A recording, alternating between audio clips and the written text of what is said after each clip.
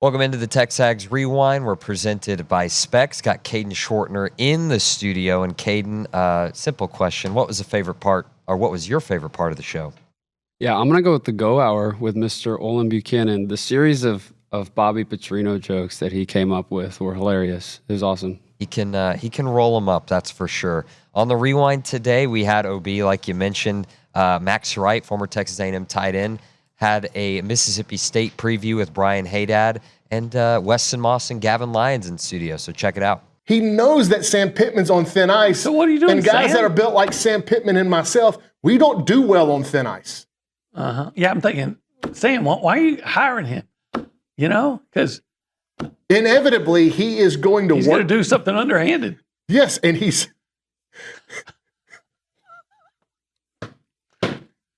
What did I say? He just is... It feels like the direction that this was going for a long time. Yes. And I don't know anything. This is purely speculative. It would not surprise me if he had been sending text about his plan ahead of time. He did that when he was at Auburn, and he was trying to snake the job from Tommy Tuberville, Senator Tuberville. I do not remember that. Yeah, he actually. Oh, that was a huge story. It got blown out. He was Tuberville's offensive coordinator and was working behind the scenes with boosters to take over the job. And then it came out. So, I think that led him to Louisville. Well, look what he's done to Louisville twice. And look what he did to the Atlanta Falcons. Well, the Atlanta Falcons, he left before the season was over. But he had some good runs in Louisville. But what I'm saying is he has had a good run in Arkansas. He has a history of until he ran off the road. Do you think that's what really happened? I wasn't there. Okay. I'm just glad nobody got hurt bad other than, the neck brace. We talked about it yesterday. It is the most memed college football photo of all time. It really is. Like, do you know the photo that we're referencing? Yes, and of course I do. How old are you? 19. 19. So in 2010, you were? Young. 4. 4, okay. Did I read that they had Bobby Petrino last week come into the stadium on a motorcycle? No way. I think so. No. I think there was something to. I think there was something to that. Look that up. Yeah, That's got to be. I think you got Facebook. No, I think he did. Getting to see some of the younger guys step in and make big plays as well. Deion Hayes making the game-winning sack at the end of the game. Damian Sanford and some of those guys stepping up. I think where we see Coach Elko thrive is when he's able to eliminate gains on the first early downs and get into those third and long situations, because that's whenever he can bring those dynamic looks that are really hard that quarterbacks haven't seen or haven't prepped for all week. And unless you're playing against a really high-level quarterback, it's going to be difficult for guys to get comfortable. So, looking forward to this next week, too. We're playing against a really experienced quarterback in Blake Shapen, fifth-year guy who's been playing a lot of football. We have to be able to establish those early down success so that Elko can throw those things at Shapen and limit his ability to command the offense for Mississippi State. Yeah, heading into this weekend, blackout, Kyle Field already selling standing room only tickets. This is a Mississippi State offensive line that we know is without one offensive tackle. They may be without another one. How big of a factor can the 12th man play this weekend? Oh, man, it's everything. I think especially the environment that can be created in Kyle. I tell people this all the time. People don't understand.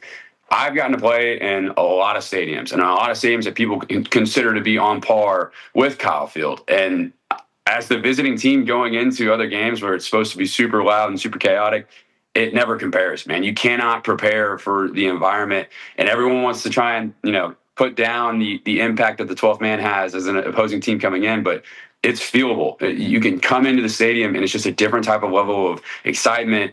The noise is different. You can't prep for that during game week, during practice week. So I think that this weekend, especially against a Mississippi State team that is having success, they're a good ball club. They've got some really good talent on both sides of the ball.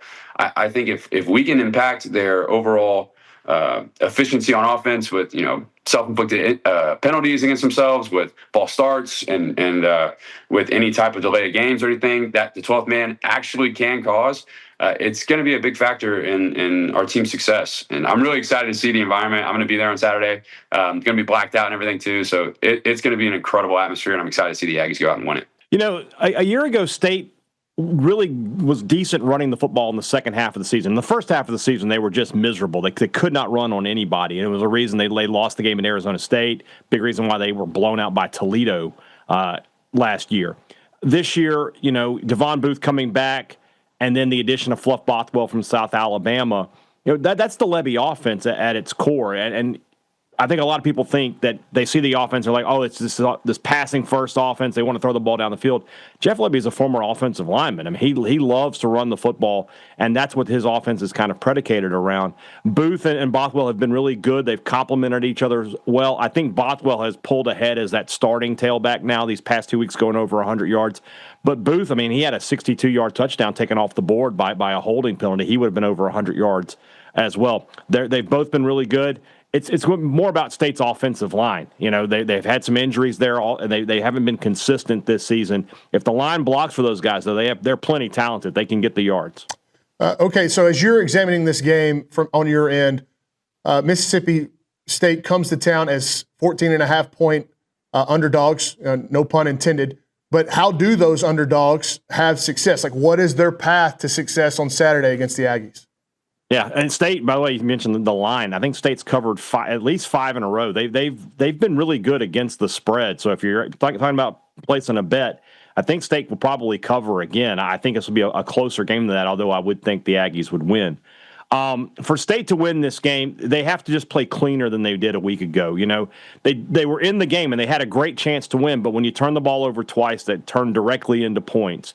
When you have 5 or 6 penalties, when you have a couple of missed blocks that turn into sacks, you've got to clean those things up when you play more talented teams. If you're going to pull off an upset, limiting your mistakes is the number one thing. So that's what State's got to do. They've got to play cleaner than they really have all season. They've been a very heavily penalized team. They've had some turnovers here and there. Shapin's got to protect the ball, but they've got to protect Shapin as well. Ever since I got here, I was, behind those guys, and I was just watching how they do things. I think Prager, Lampkin, all those guys, all the guys that started, I was just watching how they do things. And I think I can build on that, and I can do good just like they did. And yeah. What's the next step for Weston Moss in terms of stuff? Dominant fastball. I think I have the off speed. I think the fastball is just something I've been lacking, and this year is definitely fastball heavy. And for you, Gavin, you saw your role increase as the year went on last season. What is the next step for Gavin Lyons in terms of stuff and progression? I would just say just keep filling up the zone, honestly, just giving myself more opportunities. Need to work on my cutter, kind of backing up on me a little bit right now. But, yeah, as long as I get 2 or 3 more pitches that I can throw in the zone consistently, I think I'll be in a really good spot. You mentioned Prager and Lampkin as guys you learned from, but now that you're in one of those leadership seats along with probably Shane and Stewie, what are some of the things that you want the pitching staff as a whole, as a leader of the pitching staff, what are some of the things that you think y'all take pride in? Ultra confidence. Go out there, no matter what age you are, freshman, sophomore, junior, senior, just go out there, have fun, throw hard, throw strikes. That's very important because, you obviously with the opportunities, if you don't throw strikes, you don't have no opportunities. So, yeah. And then last year, the mono greatly affected your season. Talk to me about just that month and a half of when did you start feeling funny, and then when did you start feeling like yourself again? Yeah, I think I started feeling it on the plane to Tennessee. So I started getting like the runny nose. I was sitting with Luke, and I was just noticing it. I was sneezing a lot. So it didn't really affect me until, it was Tennessee and then Arkansas, right? Yes. And then I felt fine. I wasn't eating as much. I was definitely losing weight, but I felt all right. The adrenaline pushed me through, and then eventually it just got me. I was, my face was super skinny. I lost like 15 pounds really quick. Like, subscribe, check it out again tomorrow to see Bronny. Get to Olson on Friday, and then we will see you in black at Kyle on Saturday night.